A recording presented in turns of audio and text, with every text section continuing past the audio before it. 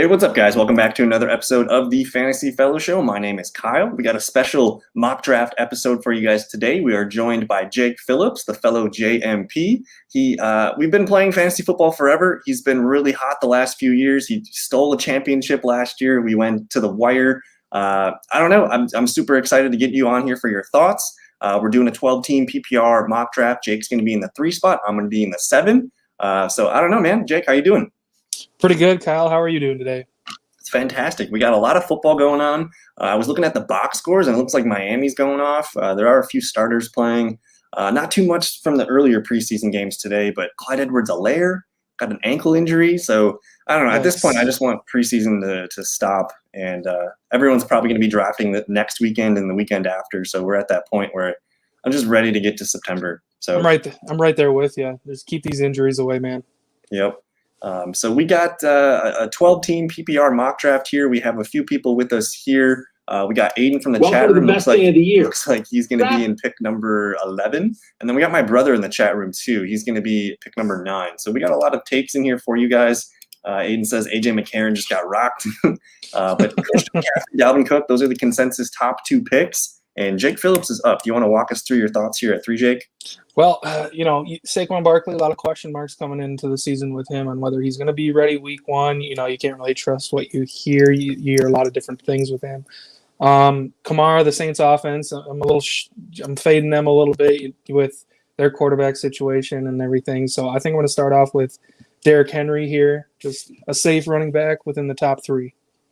And that we were talking off the air about what do you do at number 3, because there's a lot of question marks with Saquon, with Kamara, but Derrick Henry seems to be like the most bulletproof running back that you could take outside of Cook and McCaffrey. So I'm probably doing the same thing. I'm taking Derrick Henry. I don't even care if it's PPR. Like, he's still going to rush for like 16, 17 touchdowns, and I don't know what's the over under for his yards this year. What do you think? Is 2,000 yards again with 17 games? Like, is that doable? It's hard to imagine that he doesn't reach that number. I mean, especially late in early January, even that last game coming in, he's going to probably pop maybe 100, maybe 200. You never really know, but I think 2,000's easily something that he can reach again. So I'm up to pick here. Saquon Barkley went number 4, Travis Kelce number 5, and Nick Chubb number 6, which it's given me Alvin Kamara here at 7, which I haven't seen before. We were kind of talking about how nervous we are about the Saints offense, and I didn't expect Kamara to be here at 7. But between Kamara, I'm looking at probably Devontae Adams. I think that's probably the safest pick. We kind of talked about Ezekiel Elliott off the air too, about the Cowboys offense, but I don't know. I think with this, I'm taking the certainty in Devontae Adams. As much as I like Kamara, Ezekiel Elliott, I think Adams is guaranteed to be a top 1, top 2 wide receiver this year. He's going to catch a ton of touchdowns. We need Devontae to stay healthy for a full season. I think then you're going to see some records be broken. But I'll take Devontae at number 7. Kamara falls to 8. How do you think this first round's going so far, Jake? Well, just to back up your pick, it's hard to argue with taking the best wide receiver in the league. Kamara falling, like you said, to 8. Kind of crazy there. Kelce and Chubb going a little bit higher than I think both you and I would agree we would take them. So very interesting layout here so far. And then my brother goes in and takes Aaron Jones at number 9. Aiden in the chat room, he says, what do you think about the wear and tear on Derrick Henry after getting so many rushing attempts? But he's built like a tank though. So he's not your everyday kind of running back. Like, if this was Aaron Jones getting 300 carries, I'd be nervous about him holding up. But with Derrick Henry's body size, he doesn't really miss a lot of games. And his soft tissue injuries don't really seem to ever pop up. I'm looking up Derrick Henry's stats right now to see how many games he's played. 16, 15, 16, 16, and 14 games. The man's only missed 3 games in his career. And it's really just been the last 2 seasons where his workload's gotten really stretched. So I still think there's maybe a year for sure, and then maybe next year we'll be a little bit nervous about him. But I think you got to ride the Derrick Henry while it's still hot. Yeah, I can't agree with you more on that one. He's just built different. He's built different. And then you factor in that offense with Julio Jones now. A.J. Brown, a healthy A.J. Brown, keep that in mind. He was not very healthy last year too. So the ability to – I don't know how you defend the Titans. If you press A.J. Brown and Julio Jones and kind of, try to defend the pass, they're just going to run with Derrick Henry. And then when you try to load the box with Henry, they're going to go over the top with you. So I think that Tennessee offense, I think you need to probably be a part of one of their players there. And they looked pretty good with Corey Davis on that team, and they just upgraded Julio Jones. No big deal. Mm-hmm. And we're moving into the second round now. We see Tyreek Hill go 111, Antonio Gibson, the last pick of the first round. But then there's Jonathan Taylor, Austin Eckler, Stephon Diggs. Andrew takes Calvin Ridley, and then Najee Harris. Aiden at the 11 took Tyreek and Austin Eckler. That's a lot of catches there. But now I'm up to pick. I got about 30 seconds here. DeAndre Hopkins, Joe Mixon, Clyde Edwards-Helaire. We'll talk about him in a little bit, but he's gonna probably tumble down these draft boards. But as far as running backs here, I think Joe Mixon's probably the clear guy that's going to get the most touches, but he's got a lot of questions with that team's offensive line, and he's not been able to stay healthy lately either. But DeAndre Hopkins, DK Metcalf. What do I do here? I'm just going to do gun to my head. I'm going to do Joe Mixon. And the reason I like Joe Mixon is because Giovanni Bernard's finally gone. I think Joe Mixon, as long as he's healthy, he's going to probably put up a career number in receptions. And I don't know. I think that offense should be better this year than it was last year. And I think Joe Mixon was like RB8 or 9 last year before his injury. So I'm going to just collect a running back here. I was really hoping Najee Harris would fall there, but that's what I'm going to do. So Jake, you're picking at pick number 22. What are you looking for with your next pick?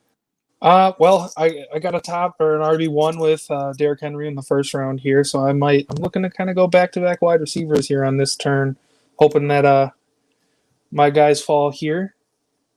And it looks like one of them did not, so I'm going to have to readjust here if you don't mind.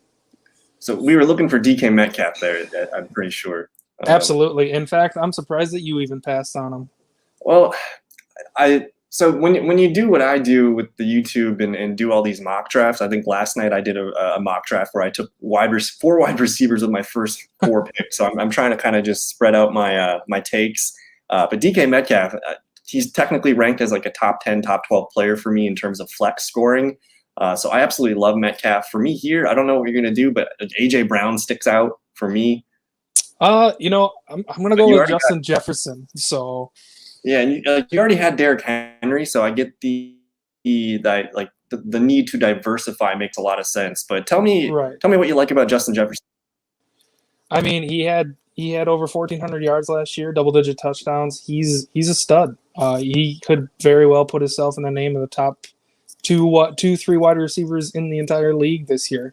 You're always nervous about Kirk Cousins throwing the ball, but it doesn't really matter with the talent that he has. The thing with Justin Jefferson is what was he last year? Let me pull that up last year because it took him like a month to get fully as the wide receiver 2 in that offense. Like even through training camp and preseason last year, he was running with the second team. So like we didn't even get a full season of Justin Jefferson last year. And in PPR leagues, he was wide receiver 7. Let me just pull this up. So it took him. I guess week 3 was his breakout. So the first 2 games didn't even really count for him. Like he was just kind of on the field.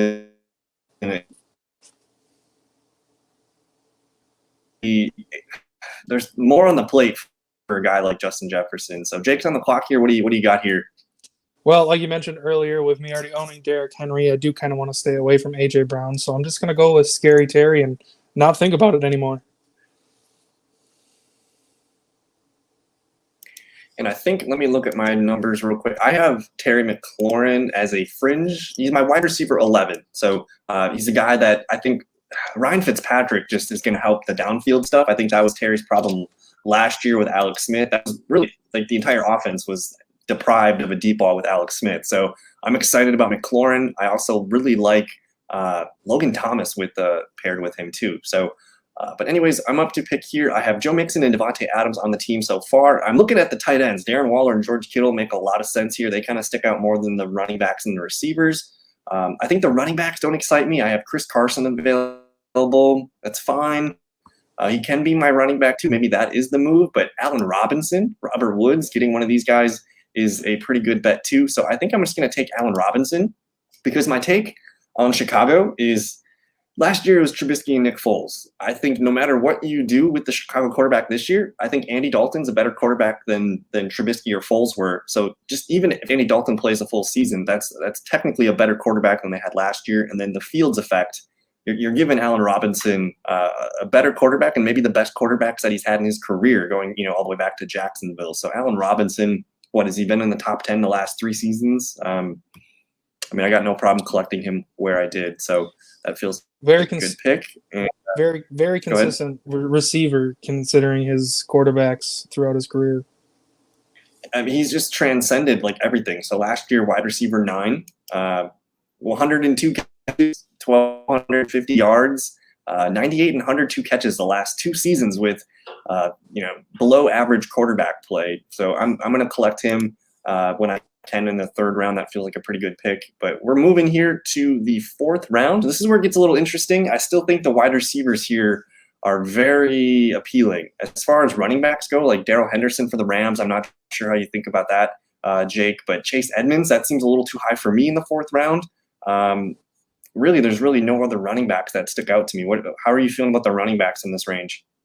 Yeah, like you said, there's nothing that's really sticking out here. I mean, Henderson, at least he's an RB1. He's going to get the volume, but the board screams wide receiver at the moment. Yeah, I guess if I'm going to go receiver, I already have Adams and Allen Robinson. Feeling pretty good about those. The guys that stick out to me, Chris Godwin and probably Cooper Kupp. I want to get a part of that Rams passing offense. And then I just think with Tom Brady and Chris Godwin wasn't even really healthy last year, but he looked great when he was healthy. But for me, I don't know. I think I have Cooper Kupp ranked a little bit ahead of him. So I'm going to collect Cooper Kupp, just Matt Stafford with Cooper Kupp and Robert Woods. Those 2 dudes have been a priority for me, where if I can get Woods in the 3rd, that's great. But otherwise, Cooper Kupp in the 4th has kind of been an auto pick for me lately. So what are your thoughts on the Rams offense this year, Jake? Well, I'm not really sure what to expect yet. I mean, Stafford's been a great quarterback in Detroit his entire career. Could he bring the missing element that the Rams need? I mean, they were fighting for a Super Bowl not too long ago, and they couldn't get it done offensively. So I guess maybe it sucks seeing Cam Akers out, but those wide receivers are talented for sure. So just looking at it last year, Robert Woods, wide receiver 13, Cooper Kupp, for some reason, wide receiver 15 or 26, and he had 92 catches, 974 yards, and only 3 touchdowns. I think the thing with Cooper Kupp is I can guarantee you he's going to get more than 3 touchdowns. So I think that's some positive regression coming his way. He was a red zone machine back in 2019, and in a full season of Cooper Kupp, like almost 17 points per game. So I think getting him as my wide receiver 3 makes a lot of sense. But Jake's on the clock right now. A few seconds left. You got some thoughts? I'm just going to pull the trigger on DJ Moore here. I like the year that he had last year with Bridgewater, who's now gone, but Darnold steps in, and hopefully they can start a connection there and get him up over 1,000 yards, maybe 90-plus catches, perhaps. And Justin in the chat room saying Najee Harris with a 46-yard catch and run. Stiff arms one defender and makes a few more miss. Najee Harris excites me, man, just because when Pittsburgh has a running back that's like the clear guy, they run the shit out of him. Like they're going to give Najee Harris 270 carries and maybe 30, 40 catches. So he's a 300-touch player. I'm super interested in the Pittsburgh offense just because you got Najee Harris, you got Deonte Johnson, Chase Claypool, Juju Smith-Schuster. There's a lot of big names there. So I don't know if you're into any Steelers picks. You're up to. I'll let you take it away. You're on the clock here with your 5th round pick. Sure, just to kind of piggyback what you were saying, Deonte Johnson is going to be a stud this year. If you're looking for a 4th round guy, he's the guy to target. Unfortunately, he's not available at the moment, as well as Juju Smith-Schuster was taken right before me. 3 wide receivers on my roster. Derrick Henry. I know we talked about the running backs not really being too exciting, so I'm going to go ahead and take Pat Mahomes off the board and get my quarterback squared away. So this is the standard ESPN setup here, which is the 2 running backs, 2 wide receivers, and 1 flex. Do you play, I know our league does allow 2 flexes, but so you're your big Madison keeper league, right? Does that start potentially 4 wide receivers, or what's that construction? That is 2 running back, 2 wide receiver, 2 flex. So you could start 4 wide receivers. I could have gone there. because I'm just kind of looking at this right now. Technically, none of the receivers excite me. Jamar Chase is fine, but he had a brutal game last night. I don't know if you saw the highlights. But Odell Beckham, interesting. Mark Andrews, Josh Allen kind of sticks out as the value here for me, but Kyler Murray is still there too. I really don't know what to do with this pick. I got 10 seconds to make a pick. I'm going to go ahead and snag Kyle Pitts. Where is he? Let's get Atlanta tight end Kyle Pitts in there. I don't know what your thoughts are on Kyle Pitts, but when a team takes a tight end number 4 overall, the first non-QB off the board, the man's not a tight. He is a receiver, and the potential for Kyle Pitts, I think this year his ceiling is the massive unknown. I know it's the 5th round. I'm taking a risk on him, but it hits. I mean, you're looking at a guy that can catch maybe 80 plus balls this year, and it seems like Matt Ryan really likes him in the red zone. So, what are your thoughts on that Falcons offense? Well, they drafted Pitts to fill the void that of Julio Jones, and obviously as a rookie, you can't really expect him to complete all those numbers, as there's going to be growing pains and him learning that offense and everything. Calvin Ridley, he's still going to be the main guy there in terms of targets, receptions, yards, touchdowns, all of that. Atlanta as a whole, they don't excite me very much, but with this young guy, they could re-energize that team for sure. Well, what interests me about the Atlanta offense this year, I still expect that defense to not be so great. Atlanta's like a fringe, like they're going to compete for that 7th seed, right? They're going to be like maybe like the 8th, 9th best team in the NFC. Like they're going to be kind of competing a game or two behind the playoff teams. But their new coach coming over from Tennessee, think about how Tennessee ran their offense. It was very consolidated. You knew who the pieces were. I just think they're going to rely on Ridley and Pitts, and who knows about Mike Davis or not, but I'm just kind of interested in seeing how this new look Atlanta offense is going to be. But anyways, I'm up to pick here. Dak Prescott, Aaron Rodgers, Russ Wilson, Justin Herbert still on the board here. I think there's just too many guys here that I like all in the same tier, so I might kick it back one more round. I do need a running back yet. I have Mixon, but Travis Etienne, Javonte Williams, there are a handful of guys here that I like quite a bit. So I'm going to go ahead here. I'm going to take Travis Etienne. I haven't been taking Etienne too much. I haven't not taken Travis Etienne too much. I think he's going to have a lot of catches. Like in a way, to me, that offense in Jacksonville, I think it's going to be somewhat close to the Nick Chubb, Kareem Hunt offense with the lead back. Sure. Or I guess even the Saints when they had Kamara and Mark Ingram. I think you're going to see both guys play a lot. And Etienne as a running back too, I think he's going to probably catch upwards of 3 to 5 catches a game. But I think with the way I've constructed my roster, I'm probably looking at plugging in a handful of players at running back too. I have Mixon as the one, but Etienne and maybe 2 other bench guys that I could probably whip in and make decisions on. So, but you're almost up to pick here. I'll let you kind of break down what you're looking at. And then if you have time, what are your thoughts on Jacksonville? Jacksonville, that's a very interesting offense. You have Lawrence coming in as a rookie, so you can't really. I mean, sky's the limit. Obviously, he's a once in a generation talent, as they say. That offensive line still kind of needs a little bit of work before you can trust everything going on there. Do you see Travis Etienne filling the Kareem Hunt role or the Nick Chubb role, like you compared to the Browns offense? I think it's clear that he's going to be the receiving role. Just the way that they've been using him all summer. The first OTAs, he was strictly used as a wide receiver. They wanted him learning all of the receiving plays and just running slants and quick outs and things like that. So I think the opportunity for him to catch upwards of 45, 50 catches is realistic. And Jacksonville's offense is exciting. I know it's going to have its growing pains, but their defense is going to be better too. But they're going to get into some games where they're not, I don't really want to call it garbage time, but they should be coming back from a couple deficits by halftime and having to throw the ball a little more. So Etienne, he probably looks best as a running back 3 on your team in PPR leagues, but he's super interesting. But Jake just took Mike Davis. Sell me on Mike Davis. Well, he was one of the early season reasons why I was still in the hunt for the playoffs last year, with him taking over for McCaffrey while he was injured. He's now slotted into a role in Atlanta where he's the guy. He's the number 1, right? Like Brian Hill, he's gone. So who else do you go with at running back other than Mike Davis in Atlanta? So he's going to get the touches. He's going to be at the goal line as an RB2.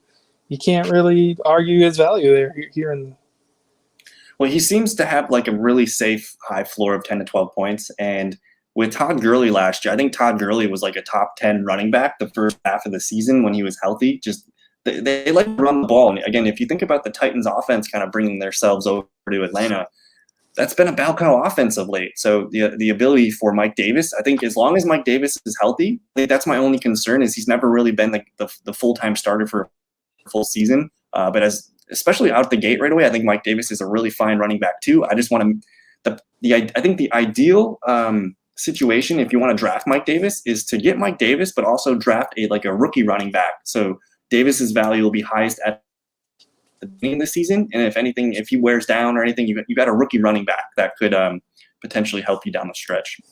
Exactly.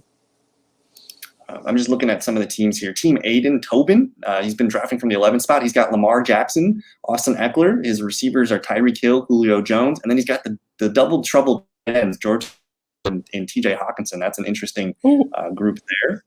I'm up to pick right now. Javonte Williams is an interesting pick at this moment here. The ability to get a Tyler Boyd, who I think is criminally underrated at this point, going at number 79 overall. Tyler Boyd's probably an 80 catch guy. Again, that offensive line doesn't impress me in Cincinnati, so those quick outs to Tyler Boyd make a lot of sense. But I got to get my favorite player, Michael Gallup. I have such a soft spot for that Dallas offense, and to get we were talking off the air. What's the cheapest part of the Dallas offense? It's Michael Gallup, and I don't know if you've been reading the reports on Gallup, but throughout his whole career, he's been pretty much an outside receiver running along the boundary and doing go routes and comebacks and just sticking to basically the sidelines. But all training camp, they've just been saying Gallup is in the slot. They're moving Gallup all around the field. And CeeDee Lamb is actually on the outside more. So I think Gallup is a guy that's going to probably set his career high in receptions this season. So he's a lot of fun. And then again, you're just getting a really good piece of the Cowboys offense. So I like Gallup's value here. But Tyler Boyd is still on the board. That's killing me. I feel like I've been hearing you talk about Michael Gallup's going to have his career year for the past 3 or 4 seasons. But like you were saying, Tyler Boyd being so undervalued right now, they got T. Higgins and Jamar Chase above him on these rankings. I can't necessarily agree with that. He's still the guy there, I feel like, especially with A.J. Green gone. I believe Joe Burrow got hurt week 11 against Washington. So if these are Tyler Boyd's numbers here on the right. He only had 2 games below double-digit numbers, but you see a 20, a 22, a 16, a 12.9, a 27, a 19, and another 17. Like he is a guy that actually he's more than just a PPR receiver. I think he can be Joe Burrow's actual best friend. I know everyone's really excited about the sexy Jamar Chase, and T. Higgins is great, but Tyler Boyd, man, that to me, one of my favorite things. Tyler Boyd and Michael Gallup, they check the boxes for me because you're getting the players that people kind of forget about in a good productive offense. And just the value on Tyler Boyd. You can get a stud wider. He's probably a top 20 wide receiver, and you can get him in the 8th round. That just doesn't make sense. Right. But I'm almost up to pick here. Jake's going to be up to pick at 94. So once I make I'll pass it to you. I still don't have a quarterback yet, but Tom Brady, Ryan Tannehill, those are probably the top 2 options. I've kind of been talking up the Titans offense, and I don't have a piece of that offense which that would excite me. The running backs, Leonard Fournette, Zack Moss, like nothing's really sticking out for me yet. I think I might go the tight ends. Nothing sticks out quite yet here. Some good receivers on the board yet, but I see these guys more as bench receivers. Deebo Samuel got dinged up the other day too. So flip a coin, Tom Brady, Ryan Tannehill. I'll go with Tannehill just because I've been talking up the offense. Also, you get the rushing yards and touchdowns with Tannehill. Yeah, with Tannehill, there's some built-in floor there. I'm just going to take a peek at Jake's team. Jake is up to pick at the moment. You make your pick. I'm going to read your team. He's got Patrick Mahomes, Derrick Henry, Mike Davis, Justin Jefferson, Terry McLaurin, Big Bob Tunyon, and David Moore. So I Robert Tunyon, man, I think he can be very boomer bust, but a guy that scored 11 touchdowns last year, and just from what I've heard in training camp, just you have Aaron Jones and Devontae Adams and Marquez Valdes-Scantling. Robert Tunyon gets left alone a lot, and it sounded like in the Jets joint practices, like Tunyon was just scoring touchdowns. So Tunyon as your tight end 1 is a fun pick here. But Jake goes and takes, what do you get there? Jarvis Landry. What do you think about the Browns this year? The Browns could be exciting. I mean, they could be one of the AFC favorites coming out to make a Super Bowl run, and that you kind of want a piece of that offense. I mean, you got Baker, Jarvis, Odell, Kareem Hunt, Nick Chubb. You're going to want something from them. I guarantee it. It's kind of that theme that we're talking about, where you can get the cheapest part of a good offense, and that's Jarvis Landry for the Browns. I guess Baker Mayfield's even cheaper if you want to get Baker Mayfield. But I was looking at the Browns' schedule to start the year. So I really like the rookie quarterbacks this year. And who knows when Justin Fields or Trey Lance get on the field. But here's Baker Mayfield's schedule the first 3 games. They play the Chiefs. That's going to probably be a high-scoring affair. And they get the Texans week 2. And then they get a home game against Chicago. But I think you could realistically just wait on quarterback, collect Baker Mayfield and one of these stud rookie quarterbacks, and see if anyone's starting by week 3 or 4. Just the schedules it's really advantageous for Baker Mayfield to start the year as a QB1. But I'm almost up to pick here. So far, I got Ryan Tannehill, Joe Mixon, Travis Etienne, Devontae Adams, Allen Robinson, Kyle Pitts, Cooper Kupp, and Michael Gallup. So I'm feeling pretty good about my core starter pieces. We got Gallup chilling on the bench right now. I'm probably going to pivot and look at running backs. Zack Moss is interesting. Last season, I know Devin Singletary scored a touchdown, I think, last night. But Zack Moss, at times last year, was going to be the lead back for them. There's a handful of other running backs that stick out here. Melvin Gordon with Javonte Williams, I don't know what that's going to look like yet. But Michael Carter for the Jets, he's going to catch a lot of passes. James Conner. Sounds like Philip Lindsay's the running back, the starting running back in Houston, but it's Houston. And then Ronald Jones, Trey Sermon, I'm not sure what to look at there. So I'm just going to collect Zack Moss. And again, because I waited on running back 2, I have ETN. And if ETN doesn't work out, I'll see if Zack Moss works out. So I'm going to kind of build a platoon of running back 2s. I feel really good about the receivers. Everything else is kind of locked in. So we'll see what happens. I know that you were a pretty big fan of Zack Moss last year, and he did have some bright moments, to say the least, about him. Well, the thing with Zack Moss is I think week 1 he tweaked his ankle, and then it was just a nagging injury-plagued season for him. But the first week of the year, I mean, he had 3 catches, 16 yards, and a touchdown. They were going to give him the ball about 10 to 12 times per game. Then he gets hurt. Week 6, 7, and 8 is when I guess week 7, 8, 9 is when he played his best. He had 10 points, 20, 12.8. But they were giving him upwards of 13, 14 carries at some points. But it's really just that receiving workload. So if he gets more involved in the passing game, and again, they just paid Josh Allen like a shit ton of money. Like, are they going to want Josh Allen running, the goal line touchdowns as much anymore? I'm just wondering maybe if Zack Moss gets some of the dirty work if they get inside the 5. And you gotta imagine that he's gonna get even more touches on a week-to-week basis this year. He's learned the offense over a year, and he's fully healthy now. And I want to pull up that box score actually from, I think did they play earlier today? They did against Chicago. They smacked them today. Trubisky, dude, Mitchell Trubisky, just played pretty well. That was kind of cool to see. But that starting offense, I mean, no Diggs, no starting receivers. I think Gabriel Davis was the top receiver. But Zack Moss, 4 carries, 21 yards. Devin Singletary, 2 carries, 21 yards, and a touchdown.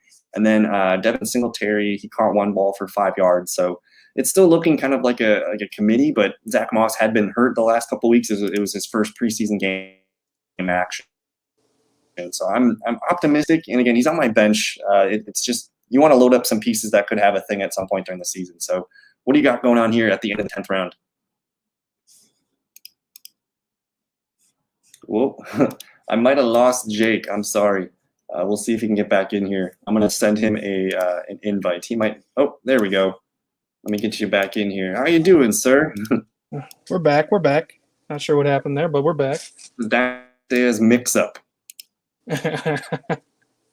Were you able to make your pick there? It looks like you snagged. I went with Philip Lindsay. I mean, getting an RB1 this late as my 3rd running back, you can't really complain. The Texans can be, pesky. It's a division with Jacksonville, and Tennessee's defense still isn't very good. The Colts obviously have the best defense, but I think there's enough on Lindsay's plate where he can, end up rushing the ball 15 times a game and collecting, 80, 90 yards. And just everything that I've read, it sounds like David Johnson's going to be phased out of the offense. Mark Ingram is how old? Philip Lindsay's that team in rushing. Speaking of Mark Ingram, he scored a touchdown tonight. Mark Ingram's playing in preseason? Yes, sir. Oh, man. Maybe we'll at the end of the draft, we'll hang out and we'll double check some box scores and give some thoughts.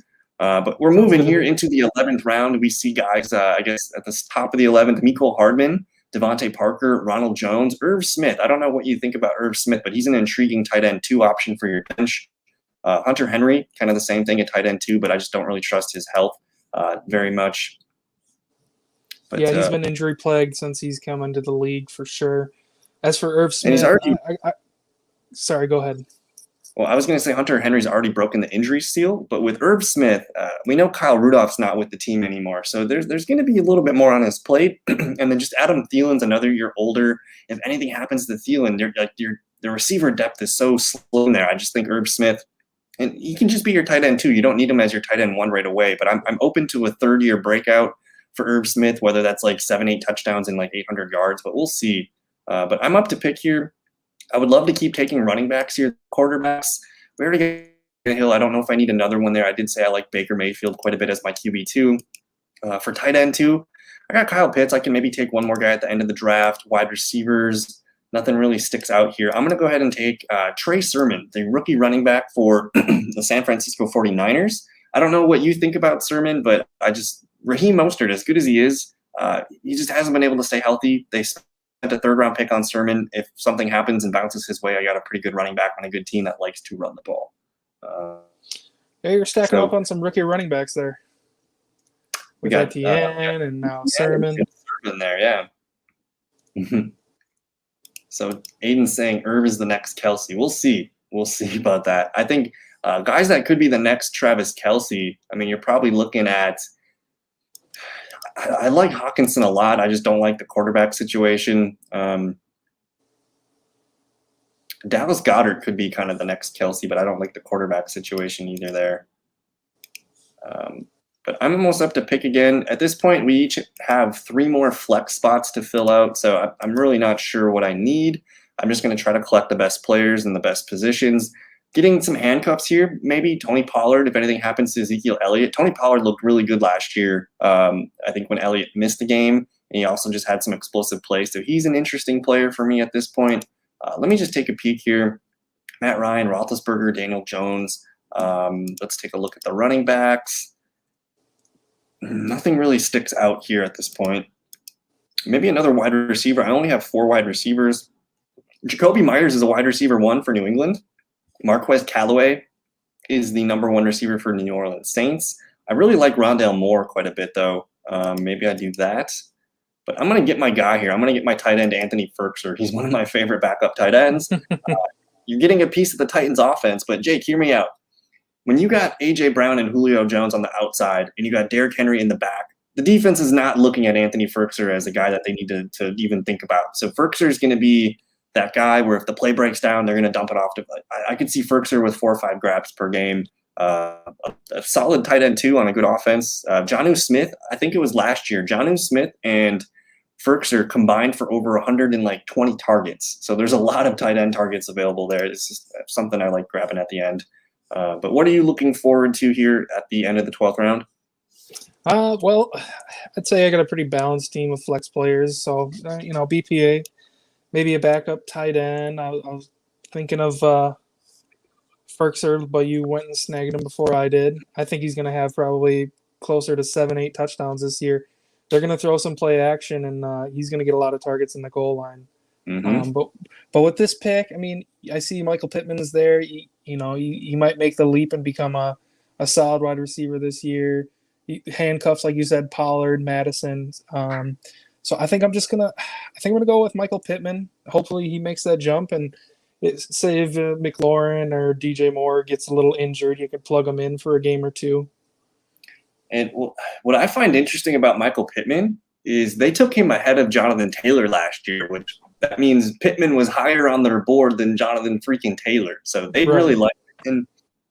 I think he had a weird injury last year to his leg. So the limit's sky high for them, for him in that offense. T.Y. Hilton's another year older. I think Pittman's a really solid dart throw at the end of the drafts. But what do you got here with this last 13th round pick? I think I'm gonna go with just a handcuff, and I wasn't the biggest fan with how Ezekiel Elliott played at the end of the year. It seemed like he either was injured or he just wasn't all the way there committed. So I went with Tony Pollard. It's I mean, at that point in the draft, getting a guy that if we've seen Tony Pollard play well before, we know he's a good running back. So if anything happens to Zeke, you're getting a top 10 ranked running back probably every week in the projection. So I totally get it. I think it's a good move. At this point in the draft, I have 2 more flex players to draft yet. Again, I only have 4 wide receivers, but it's Adam Robinson, Cup, and my Gallup. There's a couple guys here that I really like. I don't know how you feel about Marquez Callaway. Have you seen him play at all? He's been the leading receiver for them all summer. Traquan Smith's been hurt. We know Michael Gallup is out, and I just missed Marquez Callaway. So, damn it. I'm gonna go ahead and take Rondale Moore here, rookie wide receiver for the Cardinals. But have you been in on the buzz on Marquez Callaway? Well, to be honest, I've just kind of been shying away from New Orleans in general. Hearing anything out of them, it's just you got to take it with a grain of salt because, I mean, Kamara's going to get his. If Thomas comes back healthy, he's obviously going to play well. But I don't know if I can trust anything deeper than that at the moment. We don't even know who the quarterback's going to be yet. So, exactly. That's a little worrisome. But damn it, Aiden, he just took my Trey Lance, my rookie quarterback that I was going to snag with my next pick. But anyways, at this point, we each get one more flex pick, so we'll start kind of. We could probably stop with the kickers and defenses. Does your keeper league play kickers and defenses? Unfortunately, we are still in the Stone Age on that league, so we do defenses and kickers. So, I mean, they're just last round picks, kind of an oversight. I mean, if there's some of you out there who do keep defenses and kickers in your league, just I guess it's all matchup based. You kind of I also have a little bit of a bias of home defenses always play better than away defenses. But we don't need to talk more about defenses. I think that's plenty. Getting a dome defense makes a lot of sense. Like the Colts could be fun. They also play Houston and Jacksonville. Exactly. But I guess for my defense strategy, the one league that I have with defenses, I draft a top 5 one, and then I have another roster spot where I always have that top 5 defense where I whip them out if I need to. And then I rotate. I have like a rotating spot for a second defense where I look ahead for the matchups and see, oh, this team's got 2 good games coming up kind of thing. We're up to pick here. It's my last little flex player here with the Chiefs news of Clyde Edwards-Helaire. A guy like Darrell Williams might be worth a spot as the last player on your bench. I'm really not sure there's any other running backs that make sense, but the thing with the last flex player on your team, you don't really need to. Did I get auto picked? It gave me Ben Roethlisberger, so I guess that's cool. I was going to take a running back here, probably Darrell Williams, the backup running back. I don't mind having a player on the end of my bench that I can burn after week 1, just so I can go on and get someone in the waiver wires that helps me out. But this is your last pick of the draft for flexes. What do you got here? I didn't realize that there was defense and kickers going to be forced to be made here. So I was probably going to go a backup tight end, backup quarterback. So I guess it's between those 2 positions. Nobody at the tight ends really excite me. Maybe Troutman, but like we talked about, the Saints offense just doesn't excite me. So I'm just going to go with Baker Mayfield and get that double up with Jarvis Landry maybe. And so who do you start week 1? Do you start Baker or Pat Mahomes? I think I'm going to stick with Mahomes, however. It's just a joke question, but but I think that so outside of the Chiefs, of course, I don't think the Chiefs are going to make it back to the Super Bowl this year. I think it's going to come down to AFC side. I really like the Browns and I really like the Titans. I would love it for that to be the AFC Championship game this year. Did you have any kind of wild dreams about who's the AFC Championship teams? That would be fun. I would definitely say the Browns for sure is a team that I would really love to see make it there. Chargers are an upstart. You never know what Herbert's going to do. It might lead them all the way to a Super Bowl, maybe. Who knows? Well, that defense is going to be much improved just with Derwin James getting back. Just everyone's a year older. That defense could be a lot of fun. So I do like some of the outside picks of the Browns, the Titans, and the Chargers. It'd be cool if one of those teams represented the AFC in the championship. Bills. I keep forgetting about the Bills. They're probably the second favorite behind the Chiefs. But for the NFC side, Tampa Bay, Packers, and the Rams. Like, I don't know what to do with the Rams. Like, what other NFC teams excite us? I would say the Cardinals. I mean, that offense is stacked, and that defense is looking good now with J.J. Watt on it. So I just took the Patriots defense. I think the Patriots are going to be sneaky good this year. I still don't really trust the NFC or the AFC East. The Dolphins are going to be a weird team. I think they're going to have a lot of highs and lows this year. The Jets are going to, go through a lot of highs and lows with their rookie quarterback. And then what do we think of? Buffalo's going to clearly win that division, but I just think the Patriots are going to be pesky and kind of linger in that's second place. They're probably going to be maybe the 7th seed. Just they had so many players sit out for the COVID list last year, and then just the way that the offense is, they added so much talent to the offense. Whether you can like roll your eyes, but adding Jonnu Smith, Hunter Henry, Nelson Aguilar, Myers is still there, but they put some resources into that offense. I think the Patriots are kind of a fun team. I would agree. I mean, Bill Belichick knows how to run a team, and he knows how to be competitive. They're going back to those 2 tight end sets like they always used to love with Hunter Henry and Jonnu Smith. So it's all about the quarterback play, I guess. That's where it's going to boil down to in New England. Kickers, like, who gives a crap? Like, what do I do with my kicker spot here? Give me Greg the Leg with the indoor Jerry's World Stadium.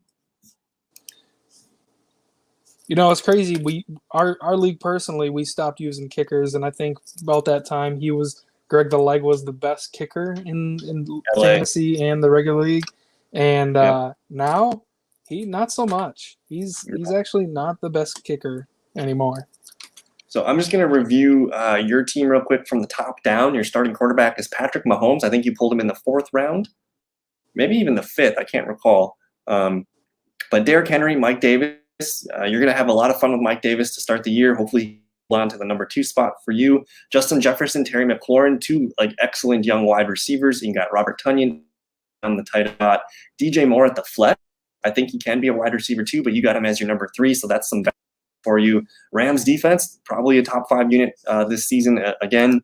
And then you get in Tyler Bass, the Buffalo Bills kicker. For kickers, you just want to get a kicker on a good team that's going to move the ball. So that's kind of how I do that. But your bench, it's a lot of exciting upside players. Jarvis Landry, he's going to be old, reliable. If anything happens, you need to pull him up. You can trust him for 12 points minimum. Henry Ruggs, I think he's going to probably take a second-year leap. They're going to try to get him more involved in the offense. Philip Lindsay, the leading running back for the Texans. What is that worth? But it's a bench spot. You can see what happens. Ronald Jones, I'm curious what you think about Ronald Jones. I was surprised that you snagged him down here, but Pittman, a lot of upside. Tony Pollard, nice handcuff back, and then Baker Mayfield. But Ronald Jones, man, what was going through when you took Rojo? Sometimes in fantasy football, you kind of have a gut feeling about some players, and I guess Ronald Jones is kind of my gut feeling this year. I'm not saying he's going to be top 10 or anything like that, but I don't really trust Fournette, him as his character or his game, So I think Ronald Jones could be very good for that Tampa offense. And you just kind of want a piece of Tampa, right? They're just going to be good. I mean, I think it's easy to see, like in my crystal ball for Tampa Bay's offense, he's going to be the leading carrier for that team. With Leonard Fournette to take the COVID shot, he's kind of always been a knucklehead from what I've heard personality-wise. And I don't know, just seeing some of the things that he's done in training camp, you see a lot of Leonard Fournette drops or fumbles or stuff going on. So it seems like he's not in the best space for training camp right now. So I love Ronald Jones on your bench. You can throw Ronald Jones out there and you can maybe get a touchdown in 80 yards, every given week. And then you're looking at, Giovanni Bernard maybe to be a pass catching weapon in that offense. I think he's going to click really well with Tom Brady. But I want to read off Aiden's drafted in the 11th spot. Let's just take a look at his team here. He got Quez Watkins with his last pick. But from top to bottom, he's looking at Lamar Jackson, Austin Eckler, and Damian Harris. We talked about the Patriots. I think Damian Harris is a fun RB2. He looks best as a player on your bench with some upside, but Damian Harris is going to be the lead back in New England. Tyreek Hill, Julio Jones, George Kittle, and TJ Hawkinson in the flex. I think that's a safe 12, 13 points from Hawkinson every week. You got the Browns D, Mason Crosby, respect. Jerry Jeudy, Marvin Jones, Michael Carter, Elijah Moore, Nelson Aguilar, Trey Lance, Wes Watkins. Jake, did you have any thoughts on these players that Aiden collected? He's probably going to be plugging in Jerry Jeudy more often than he intended. I mean, Tyreek Hill and Julio Jones, they at least recently, they've had trouble staying on the field the entire season. Also, you might find weeks where Detroit has tough matchups and you just don't trust Jared Goff on that offense. So you might be plugging Jerry Jeudy into that starting role a lot more often than not. Nelson Aguilar could be exciting in New England. Very, very interesting there. Got him pretty late, so good value there. And Trey Lance, you never know when he's going to step into that starting role in San Francisco. He's the ultimate wild card. I've been telling these guys that watch the show, I think you need to build in a draft plan where you snag Justin Fields or Trey Lance as your QB2, just because the value is kind of insane. Just the running backs, running quarterbacks, they just kind of get a little wild sometimes. But this was a lot of fun. I think we had a lot of fun with this draft. We tried to give as many takes on as many players. Do you have a little bit more time yet, though, Jake? Absolutely. Let's take a peek at some of these box scores. Let's see what's going on in the Dolphins game. And the Falcons, they literally show us nothing in the preseason, so I don't even really care to look at it. I do think for Mike Davis, his only competition behind him, and it's really not a competition, it's Mike Davis's backfield, but Quadri Allison is going to be the next man up if anything happens. So 7 for 21. I could see Quadri Allison maybe being a waiver wire guy at some point, whether it's a week or two. But the Miami team, they put a lot of their players in here to start. So Tua is 16 of 23, 83 yards and a touchdown. He was sacked once, but really nice QB rating of 107.7. There's Malcolm Brown getting some carry, 6 for 30. Gaskin did get the touchdown, 6 for 27 and a touchdown. And then for receiving, Gesicki, 2 for 43. Myles Gaskin, 4 for 44 and a touchdown. Does anything stick out here for you, Jake? I mean, you mentioned off air that Malcolm Brown was getting a lot of the first team touches for the Dolphins, but we see Myles Gaskin put up over 4 yards of carry with a touchdown on the ground and through the air with his 4 catches, 44 yards. So that's exciting to see if you're a Dolphins fan. You kind of got at least a two-headed monster in the backfield, especially if Salvon Ahmad comes up. That's 3 guys you got to worry about now. So yeah, I've been kind of completely avoiding the Miami backfield. I think Brown's a capable running, but he's kind of just like a tank. He's just like a strong kind of runner. Salvon Ahmed is probably, I think he's the best all-around back, and then Gaskin's the best receiving back. I think they're just going to make a living hell for fantasy owners this year. But Tua, I couldn't tell you which Miami receiver, even Gesicki. I don't trust Gesicki, but I think if you wanted to get Tua as your QB2, that doesn't. I think that's a solid plan. But Justin in the chat room saying the Panthers and Robbie Anderson are in deep talks in a multi-year extension. That's a lot of fun. And then since we have the Panthers, he deserves it. Yeah, he does. He does. He needs a 2 or 3 year deal here. But the Panthers, it's 3-3 against the Ravens. The Ravens don't show us anything. Did you know that the Ravens have not lost a preseason game since 2016 or something? That's crazy. They're on the biggest. I think if they win this game and then the next one, they will have the longest preseason winning streak of all time. I think it was the Packers and Vince Lombardi that hold it right now. I think it's at about 20 games. This would be the 19th victory in a row for the Ravens. But their offense didn't really show us anything. J.K. Dobbins, 4 carries for 8 yards. Gus Edwards, 4. I really can't tell you which Baltimore receiver to take. It's all about Lamar and Gus and Jake. Darnold, 1 for 2 for 16 yards. It looked like he just had 1 drive. Chuba Hubbard, 9 for 24. He's going to be the primary backup for CMC. But Terrace Marshall Jr., 3 for 50. I think his drumbeat has been getting louder and louder. He's a really fun wide receiver. It sounds like he could be their slot receiver this year. But that's really it. Robbie Anderson, 1 for 16. Any quick thoughts on Baltimore or Carolina? I mean, not too much to think about on Baltimore. Like you said, they didn't really show a whole much other than their impressive win streak in the preseason, I guess. As for Carolina, you kind of touched base already on Chuba Howard being the backup and Terrence Marshall, he having himself a solid game, 3 for 3 on his targets as well, 50 yards. Just hoping to see more of him. Do you see him or Robbie Anderson or DJ Moore filling the Curtis Samuel role that Carolina had last year? I think the way that they use Curtis as a runner, I think you're going to probably see that split between Robbie and DJ Moore. Terrace Marshall's a bit bigger, and he's probably more of a true wide receiver. I don't think he's as shifty as the running back, type like Curtis Samuel. So I think the Curtis Samuel touches behind the line of scrimmage are going to, go more towards Robbie Anderson or DJ Moore on quick, screens or end arounds kind of thing.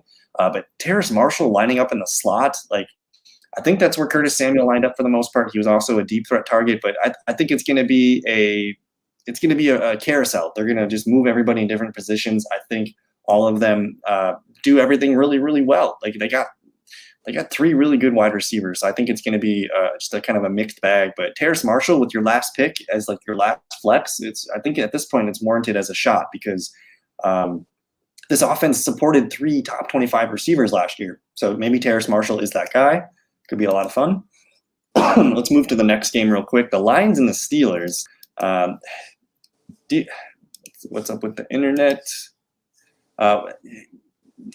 Just with the Lions, man, do you see any Lions on your possibly making your team? Or are you just going to ignore Deandre Swift or Hawkinson? Is there any hope for you taking one of those players? Well, to speak on that, I guess my Madison league that I'm in for my keeper league, I had the option between Josh Allen and DeAndre Swift, and it's a keeper league, so you young running backs, you're kind of interested.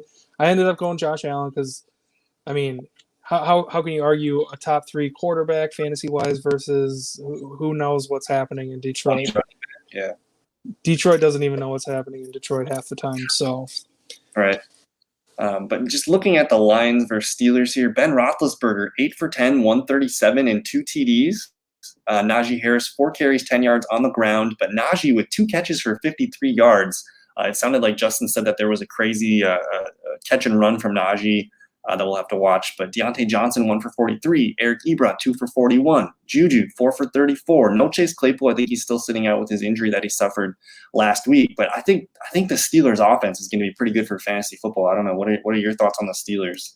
It all depends on Ben staying healthy and keeping his head in the game. I mean, you've seen over the past couple of seasons that offense kind of waver ever since AB and Labelle kind of left that team.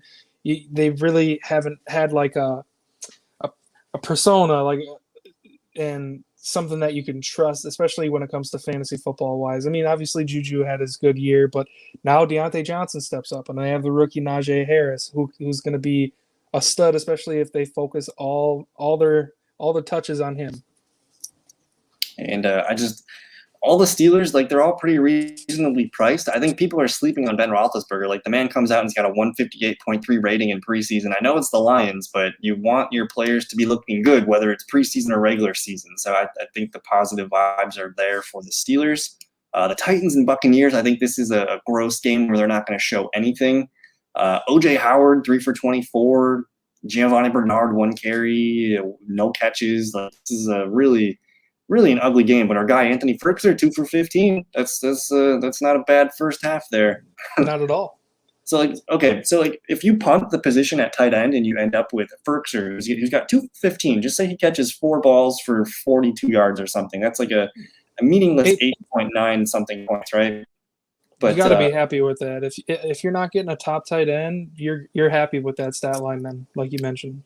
And just the 8 to 10 points at tight end, that's really all you need. If you wanted to just wait to the end of the draft, you can just collect just a simple player there. But here we go. We got the Texans and the Cowboys. We had in the chat room that said Mark Ingram scores a touchdown, 7 for 24. Brandon Cooks, 2 for 10. Tyrod Taylor, 2 for 10. I think those were both the Cooks. On the Dallas side, Tony Pollard, 5 for 20. Amari Cooper playing. That's good to see. 1 for -4 carries, though. Blake Jarwin, 1 for 25. I love to see that. Tony Pollard did catch a touchdown. CeeDee Lamb, 1 for 13. Dalton Schultz, 1 for 9. And Michael Gallup, 1 for 4. I think you got to try to get a piece of the Dallas offense. Houston, kind of like Detroit, I'm okay with staying away, but Phillip Lindsay and Brandon Cooks kind of seem like values. Just what are your takes on these two teams?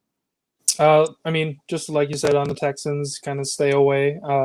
Phillip Lindsay, I mean, it's exciting that he's an RB1, but if Ingram's going to steal the touchdowns, then that even pushes me away further. But Cooks is going to get the receptions and the yards, it seems like. So if there's anyone on the Texans that you're interested in, it looks like Cooks is the guy. And let's see, I think there's maybe one more game going on right now before we get out of here. The Colts and the Vikings. The Vikings are another team that doesn't show us anything in the preseason. But Sam Ehlinger gets the start tonight, 58 yards and a pick. Naheem Hines, 6 for 17. Jonathan Taylor, but Marlon Mack, 3 for 10. Zach Pascal, 4 for 31. Really nothing showing here. Michael Pittman, 1 for 7. Kirk Cousins did start tonight, 23 yards. Irv Smith, 1 for 3. Adam Thielen played. I don't know if Justin Jefferson played with his shoulder injury, but nothing really happening in this game, so we could probably just skip that. But any final thoughts here before we get out of here for tonight, Jake? I want to thank you just for hanging out and doing this mock draft. We've been talking about this for a while, so I'm glad we finally got the opportunity to do it. But I don't know. Any final thoughts on I guess teams are going to be starting to draft next weekend. Just any final thoughts from you? Just keep the injury bug away, man. Do whatever you can to keep that injury bug away from your teams. Obviously, if you're drafting after the games, that's great, but it feels like there's one more coming that we're going to just be groaning about and upset about, and it's going to just, always a sour taste at the beginning of the mouth when the early season injuries come in. But I want to thank you again for having me. It was a lot of fun.